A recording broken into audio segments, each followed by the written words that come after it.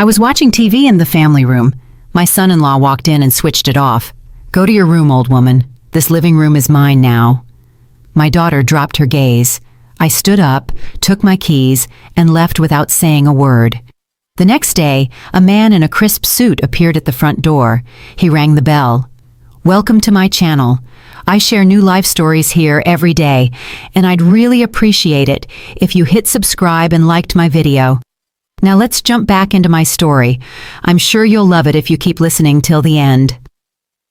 That evening, the remote control clicked, and silence hit the family room like a gunshot. I was sitting in my green velvet armchair, which I had bought with the first Social Security check I got after my husband passed away 15 years ago. Fresh coffee cooled on the end table, and the kitchen smelled of peach cobbler. The television softly murmured the news, and this was my quiet time, when the joints eased and I could simply live, serving no one. The front door slammed, as if a storm had broken into the house. I didn't look. I knew exactly who it was. Derek walked in like he owned the place.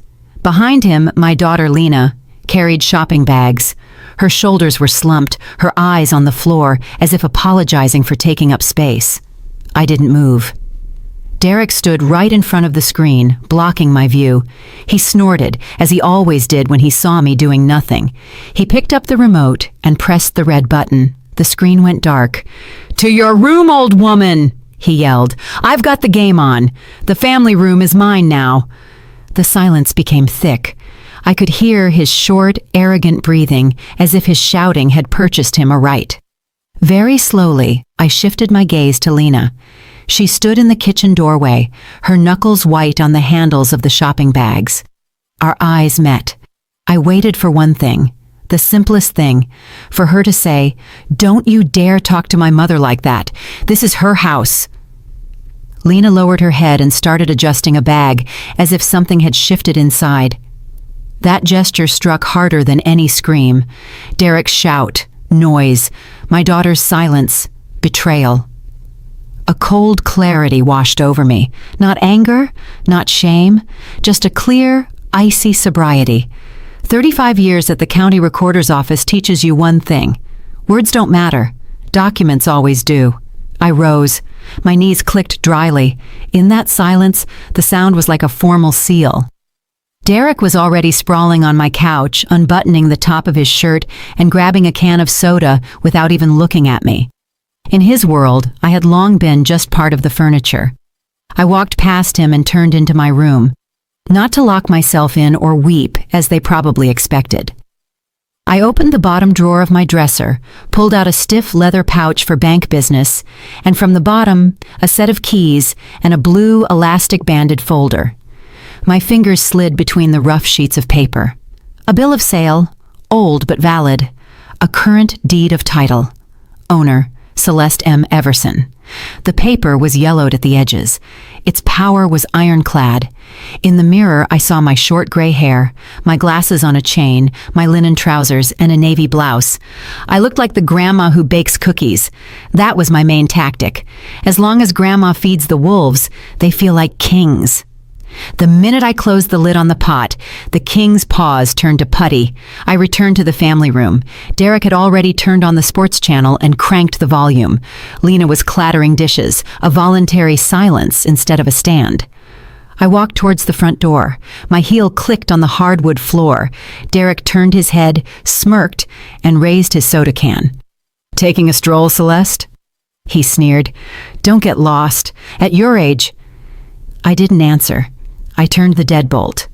For a second, I looked around the house, the framed print of the Savannah riverfront, the rug I vacuumed every Saturday, my son-in-law's back, my daughter's shadow in the kitchen. I touched the cluster of keys in my pocket. The cold metal was invigorating.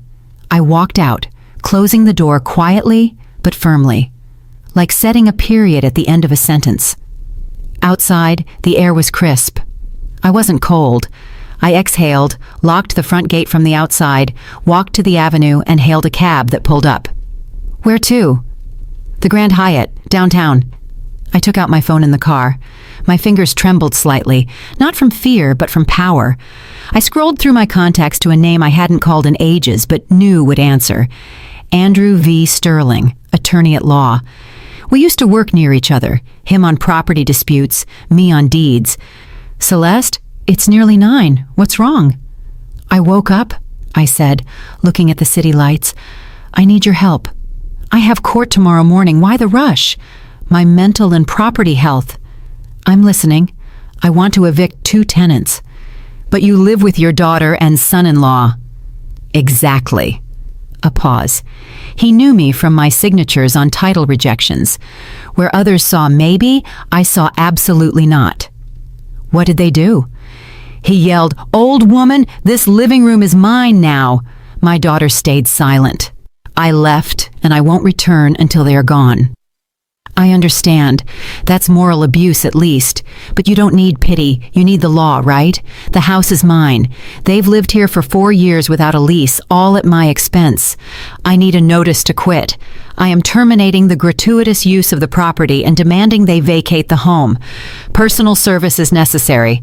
I'll send my junior associate, Roman P. Cruz, first thing tomorrow. He's quiet, professional, sharp in a suit, straight out of the box. He delivers the news clearly. He'll do. We usually give 30 days. That's fine, and include a warning in the text, 24 hours to understand the reality, and upon vacating they will be billed for back rent and a penalty for holding over. Accepted. You are determined. I'm wounded, and a wounded woman who knows her rights is dangerous. Prepare the documents. I'll be at your office by 8. I'll sign before court, then send Roman to my house. The taxi stopped at the hotel. The doorman threw open the door with more attention than my son-in-law had shown me in 10 years. Can I help with your luggage? I only have my purse, I said quietly, and the dignity I just reclaimed. The room greeted me with the scent of lavender and clean corners. A large TV was opposite the bed. I turned on my favorite channel and set the volume to my liking. I ordered soup and a glass of Cabernet. I ate slowly. My thoughts were at the house, but they were now my thoughts. I knew their morning routine by heart. Derek sleeps late, grouchy. He's always tired. Lena runs around, smoothing his edges. I pictured the door of my house, the intercom button, a confident finger pressing it. This wasn't a call for tea. This was the call of the law. The first gong. I fell asleep quickly and soundly like a person who has taken the wheel. I woke up with the sun, took a shower, the same clothes but a new posture. I went to Mr. Sterling's office. Signatures, dates, property details. Every stroke of my pen sounded like a final judgment. Roman is heading out. Andrew nodded toward a tall young man with a leather briefcase. 20 minutes and he'll be at your fence. Perfect. I put my bag down and sat in the reception area. I'll wait here. Panic always remembers that it has a mother and a mother-in-law. The coffee from the machine smelled sweet. The clock on the wall whispered tick-tock. Somewhere over there in my family room, a different legal music was beginning. For the first time in a long time, I wasn't running between the stove and others' whims. I was simply waiting. 9:30. My phone vibrated on my knee. The day had begun. Lena was blinking on the screen. I let it ring 3 times, and only then did I swipe my finger across. "Mama, Mama, for heaven's sake!" Her voice broke into a shriek. "There's a man here, Roman, with a document. Derek is screaming. What is happening? Where are you?" I held the receiver away from my ear to avoid his background shouting. "Roman is the attorney's junior," I said calmly. "Ask your husband to lower his voice. Take the notice, read it aloud, and tell Derek, the old woman is unavailable for screaming today."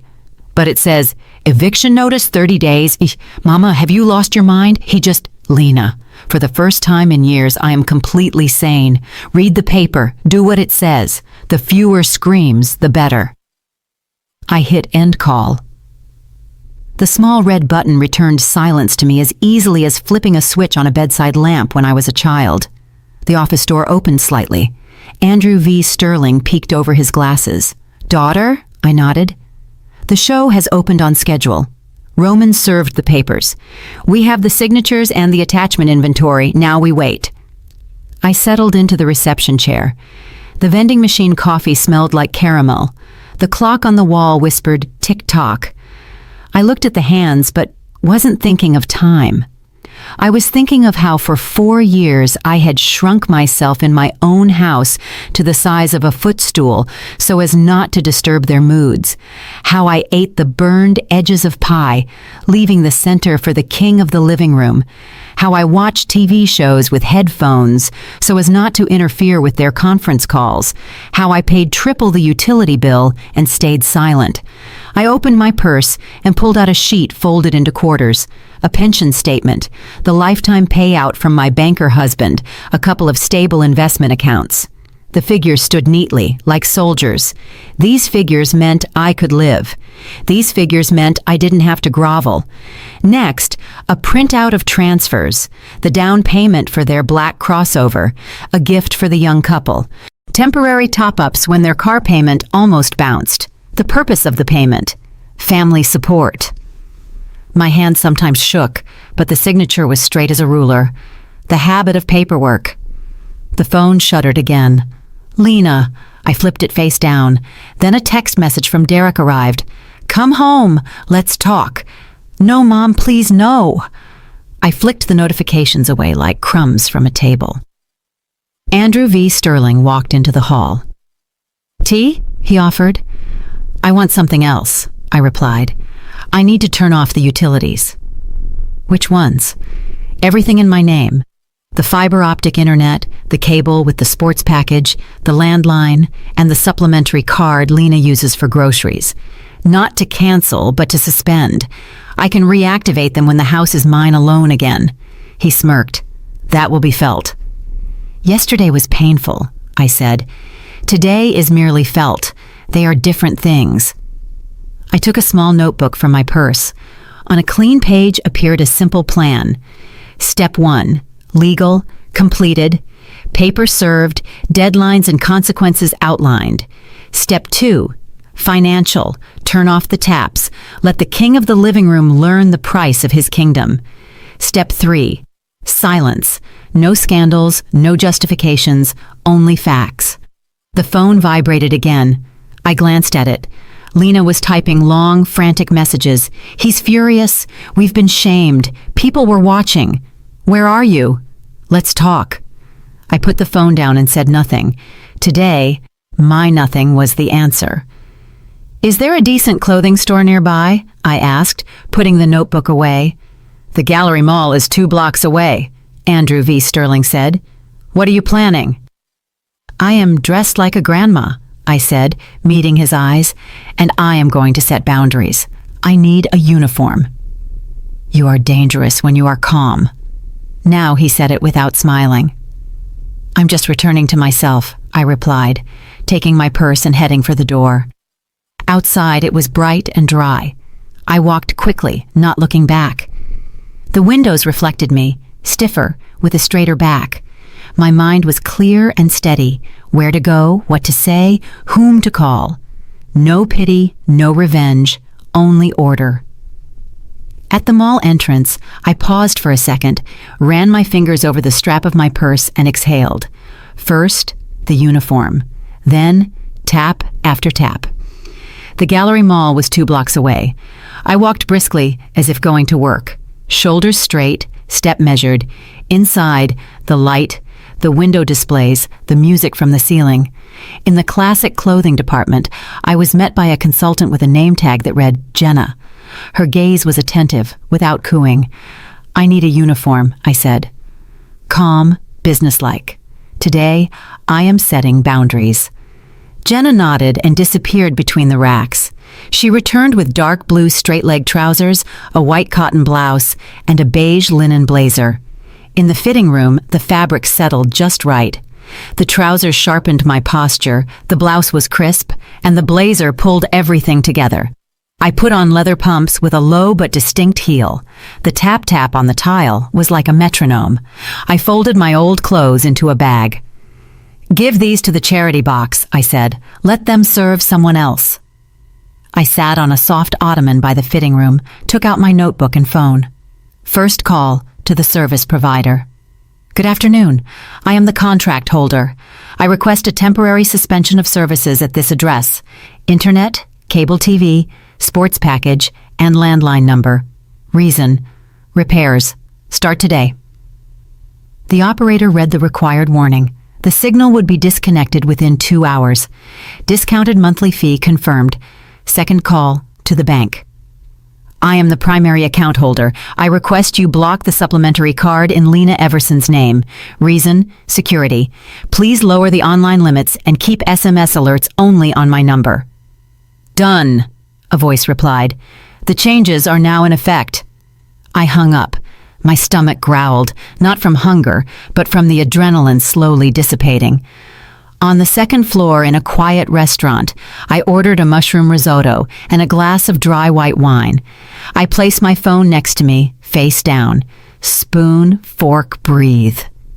For the first time in a long time, I wasn't eating stealthily or on the run. 10 minutes later, my palm felt a short vibration. A text message from the bank.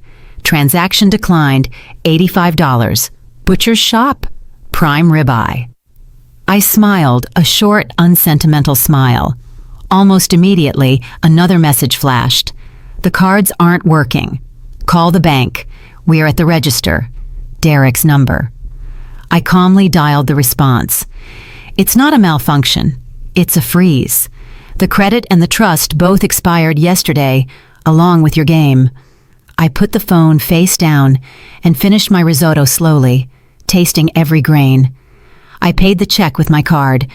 I passed through easily, like walking through the door of my own house. At the exit, I bought a bottle of water, caught a cab, and returned to the Grand Hyatt. The lobby was cool, smelling of cleanliness, the rug springing beneath my feet. In the room, I slipped off my new shoes, placed the keys on the nightstand. The familiar metallic jingle answered with calmness inside me. I turned on the TV to a music channel and slept for an hour.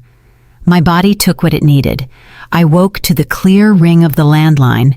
That sound rarely means nothing. Hello, reception. Good afternoon.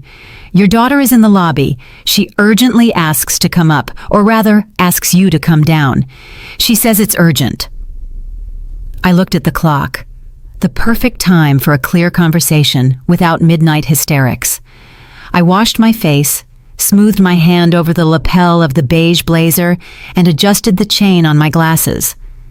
The same woman looked back at me in the mirror, but her spine was straighter. Tell her I'll be right down, I said calmly, and hung up. I took the keys from my purse. Today, they jingled differently, like the bells on a door behind which order has long been waiting. I inhaled deeply, pressed the elevator button, and stepped inside. Lena was waiting for me downstairs, and not just her. The elevator doors slid open softly. In the Grand Hyatt lobby, Lena paced between the couches. Her blouse was wrinkled, her bun messy, and there were shadows under her eyes. She saw me in the beige blazer, and it was as if she had walked into glass. She stopped. Mama. She stepped forward and froze 2 steps away, blocked by my gaze. What is all this? The internet is dead, cable too. The card won't go through. Derek is losing it. Where are you? Let's go home. Enough with the drama. Sit down, I pointed to an armchair. We are in a respectable place. We will speak calmly. She obediently sank onto the edge, clasping her hands. Mom, let's talk like family. She switched to a soft, placating tone, the one people use with children and the elderly. He just had a bad day yesterday, but he already texted you, apologizing. Let's go. I'll make tea. We'll talk it through. I am not offended, Lena, I said evenly. I have made a decision. The house is mine. You have lived here for 4 years without a lease. I am giving you 30 days to move out. As of today, 0 utilities. This is not revenge. This is order. But he has to work, she flared up. He has calls, deadlines. You are ruining his reputation. Let him work from a co-working space, from a cafe, or from his mother's house, I countered. The internet, The TV and the supplementary card were paid for by me, not anymore. You are not a life-sustaining necessity on my budget. You are an expense, which I have now closed." She sucked her lips in. "You're humiliating us," she whispered. "Everyone saw it at the store today. The card failed." "Humiliation is being thrown out of my own family room," I said quietly. "It is eating the burned edges of pie while leaving the center for the king. Today, no one is humiliating anyone. Today, everyone pays their own bill." She tried to mount a defense. "But we were saving. We had money." Derek said, "Where is the money, Lena?" I asked. "Over 4 years, the savings should be nearly $100,000 just on living expenses and bills. Where is it?" Her gaze drifted sideways, her shoulders fell. "He said it was tied up in business, investing. He would show me later." "He will show you," I nodded. "Tomorrow at 10 o'clock sharp at Mr. Sterling's office. You are both invited. We will see what your business is." "You called a lawyer against your own family?" She was testing me. "I called the rules," I replied. "Family is respect, not 'Go to your room, old woman, and the living room is mine.' Tomorrow is about the rules." She sighed, and her voice broke. "If we leave, he's going to file for divorce. He says if he doesn't have your house, he doesn't want to be with me." His words stung, not with pity, but with crystal clarity. I leaned forward, covering her clasped hands with mine. "If your marriage is held together by my square footage and my bank accounts, that's not family, Lena. That's a hostage situation, and you are the hostage." She snatched her hands away as if burned. "You've become cruel, old and cruel." "I have become an adult," I said calmly, "at 68 years old. You are 40. You have a head start. Use it." We were silent. In the lobby, teacups clinked softly. Someone walked by, casting a curious glance and then looking away. "Just turn the internet back on," she tried again. He won't cope, and neither will I." "No internet," I said.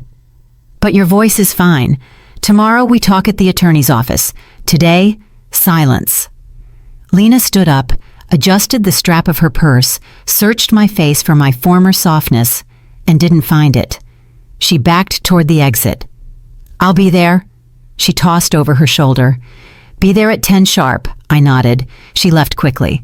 I watched her go, and only then did I feel the tension drain out of me. Not a loss of strength, but a normalization of breath. I took the stairs up. I needed the walk. In the room, I turned on the desk lamp and opened my laptop.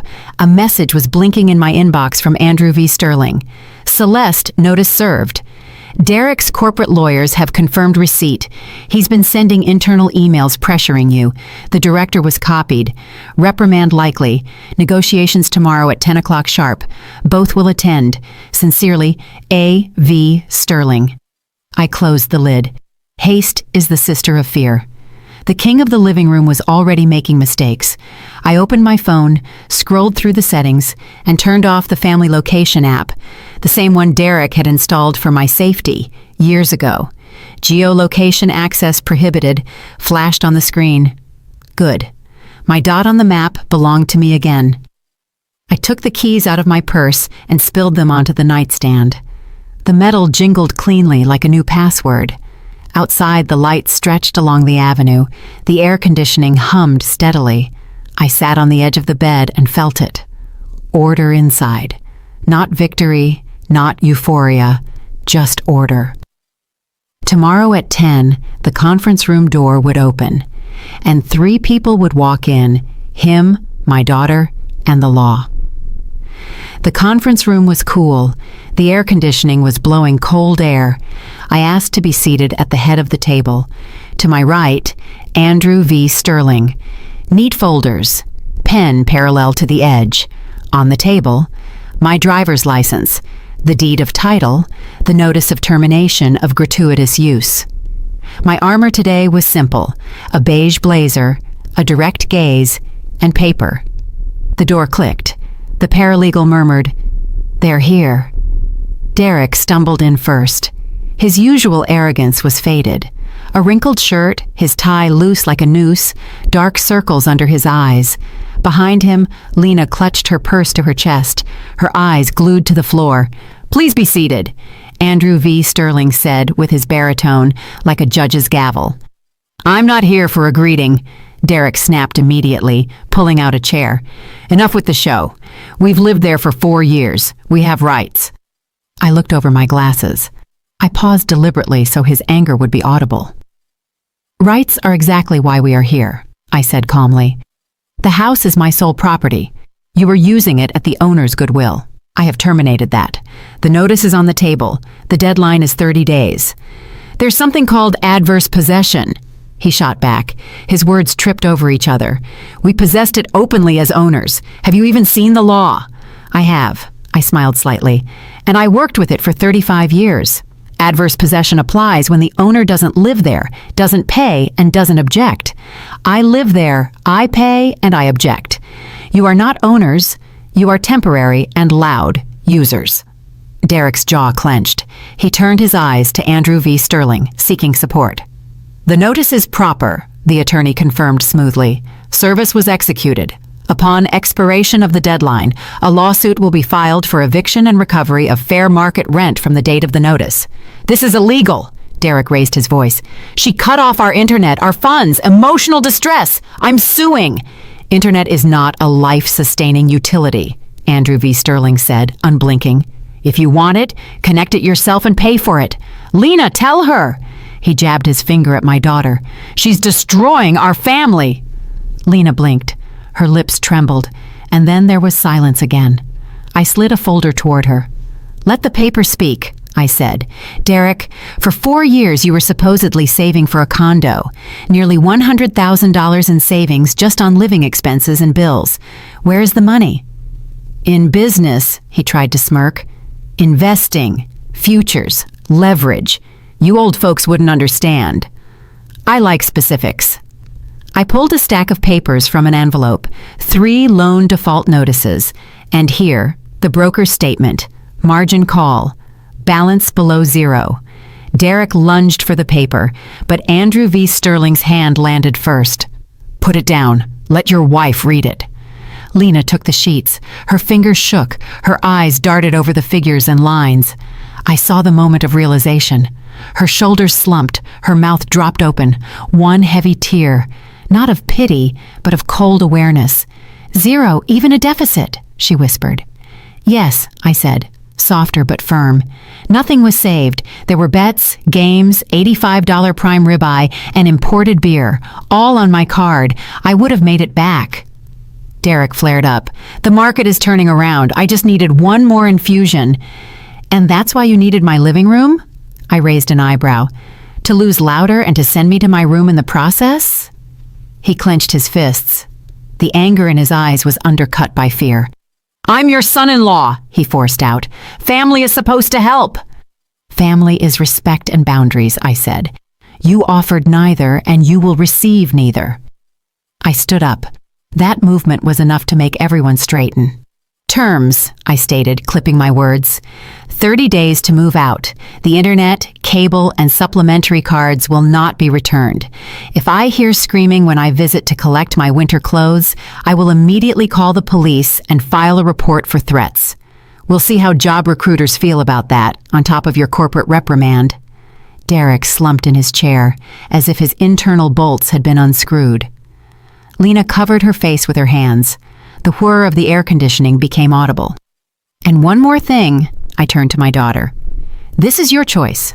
Over these 30 days, you decide whether you continue to drown with a man who lied and dragged you down, or whether you swim to the surface. I am a mother, but not a bank and not a free cafeteria." Lena lowered her hands. For the first time in a long time, she looked straight at me. "But if I have nowhere to go," she whispered hoarsely, "you will find a place. You work, rent a studio apartment, sell the crossover, manage your own accounts. I have paid for my lessons in full." I gathered my papers into the folder. Andrew V. Sterling stood up. "The meeting is concluded. Roman will handle all further contact in writing." I walked around the table. Passing Derek, I stopped for half a step. You can press the remote control of your own life as much as you like, but it doesn't work on my house anymore. In the hallway, the light seemed warmer, the air cleaner. I walked to the elevator and heard the scraping of a chair behind the door, Lena's choked whisper, Derek's short curse. The elevator chimed, the doors closed. My phone vibrated in my purse. Lena. I didn't answer immediately. I took 3 deep breaths and only then pressed accept. I held the phone in my palm, 3 breaths, and then I answered. Mama. Lena's voice was low, like after a cold. I didn't get in his car. Where are you? Downstairs in the parking lot. He's screaming in the car, hitting the steering wheel. I walked away. He told me to get in, but I couldn't. Good, I said calmly. Walk. Breathe. Don't rush back to where screams are waiting. She was silent. I could hear the roar of traffic fade in the background. He says you broke the family. Unplugged internet doesn't break a family, Lena. Lies and screaming do. Silence again. Thank you, Mama. Barely audible. It hurts, but I can see. Seeing is the first step, I said. Tomorrow at 10 at Sterling's office. Can you make it? I can. We breathed into the phone for another second, and I hung up. The street smelled of hot asphalt. I left the office, raised my face to the sun, and hailed a cab. Where are we going? To a nice restaurant, I replied. I'm having a celebration today, without toasts. By the window with a view of the riverfront, I ordered clam chowder, a salad, and a glass of dry white wine. I placed my phone face down. My teaspoon clinked lightly against the glass. Sunbeams danced on the tablecloth. I ate slowly, like a person who is her own mistress again. My phone briefly vibrated. Messages from the bank. Transfers to protected account complete. Supplementary cards closed. Change of beneficiary on life insurance processed. Confirmation in your online account. I smiled without witnesses. All loose ends tied up. No one else would run into my signature. Almost immediately, an email from Andrew V. Sterling. For your control, upon expiration of the 30 days, Roman will be at the gates at 8 o'clock sharp with the handover document and inventory. If there are threats, call. Regarding Derek's employment, the reprimand has been confirmed. I drank the wine to the bottom, like closing a case file. A switch flipped in my head. The final act was scheduled. I paid with my card. I walked along the water. People argued over trivial things. Kids zipped by on scooters. The wind smelled of river air and heated metal. In a store window, I saw myself. The same woman, but brighter inside. Not a victim, not a hero, just an adult. I returned to the Grand Hyatt in the evening, took off my blazer. The armor could hang on the hanger. I spread the keys, documents, and a small notebook on the nightstand. I opened a clean page and wrote, Day 30. Plan. Morning Roman. Deed and keys. I'm not home. No scenes. Evening. Open windows. Mop the floor with warm water and disinfectant. Scrub the rug with a stiff brush. Tomorrow, painter. Color. Peach. The phone rang. Lena. I'm at Zoe's on a folding cot. It's fine. He called dozens of times. I blocked him. Good girl, I said. Get some sleep. Tomorrow at 10. Mom, were you ever afraid of being alone? I was, I answered honestly. Until I realized it's worse to be in a place where you don't exist. She sighed and said goodbye. In the shower, the water washed away the stickiness, the layer that had clung to me for years in my own family room. I put on a simple nightgown, lay down on top of the comforter, and left the music softly playing in the background. The room was filled with an honest silence, the kind where you can hear your own breathing. In the morning, I went down to the cafe for oatmeal, coffee, and water. A man at the next table frowned at the news. In my life, the main headlines had already been released. Before leaving, I stopped by Andrew V. Sterling's office to sign final paperwork, cover letters, and Roman's power of attorney. We spoke briefly, professionally. Keep going, Celeste. This is the right move, he said. I'm just doing what's mine, I replied. Outside, the sun was warm. I went to the salon. I wanted my hair to match my spine. The stylist quickly trimmed the tired ends. The gray gleamed like pure silver. In the mirror, the same face, but the gaze was no longer waiting for someone else's decision. It was the gaze of a person with the keys in her own pocket. At an intersection, I stood at a red light and smiled. It was so simple when the rules were followed, on the road and at home. My phone beeped briefly. Roman, confirmed. Day 30, 8 o'clock sharp. We'll be at the gates. We will verify the locks and complete the inventory. I put the phone in my purse. The clasp clicked dryly, like a seal. In the evening, I returned to the Grand Hyatt, turned off the light and slightly opened the window, to let in the city noise exactly as much as I wanted.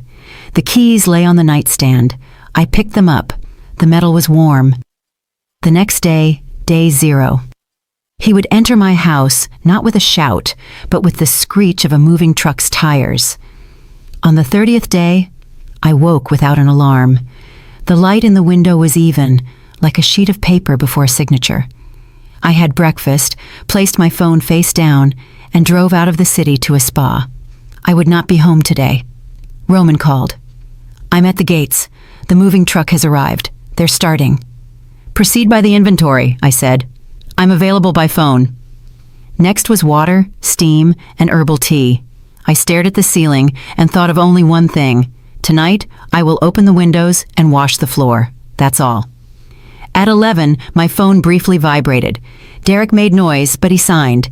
Keys handed over, inventory completed, a couple of holes in the walls from mounts, furniture marks, locks intact. 12:30, they are gone. I put the phone back. No anger, no joy, just a fact. The end. At 2, I stopped at a hardware store. Gloves, a mop, rags, floor cleaner. On the way, I called a painter recommended by Andrew V. Sterling. Can you start tomorrow by 9? The family room and the hallway.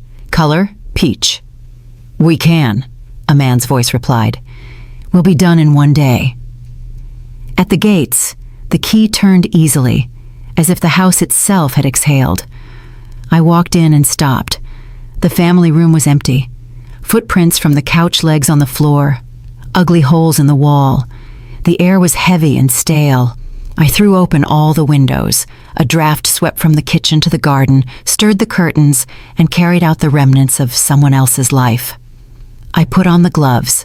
First, the shelves and baseboards, then the corners where dust had accumulated for later. I gathered the old magazines no one read into a garbage bag. I wiped the framed print of the Savannah riverfront and hung the painting lower, as was comfortable for me, not as was trendy. The floor got warm water twice, the rug a stiff brush. The house came back to life with every movement. By evening, I put the kettle on. The silence was not empty but golden, like fresh wax on the parquet floor. Then a short, polite ring. I knew who it was.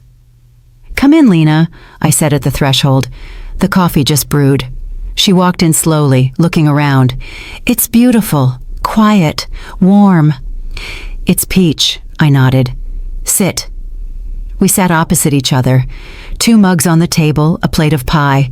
Lena held her mug with both hands, grasping the warmth.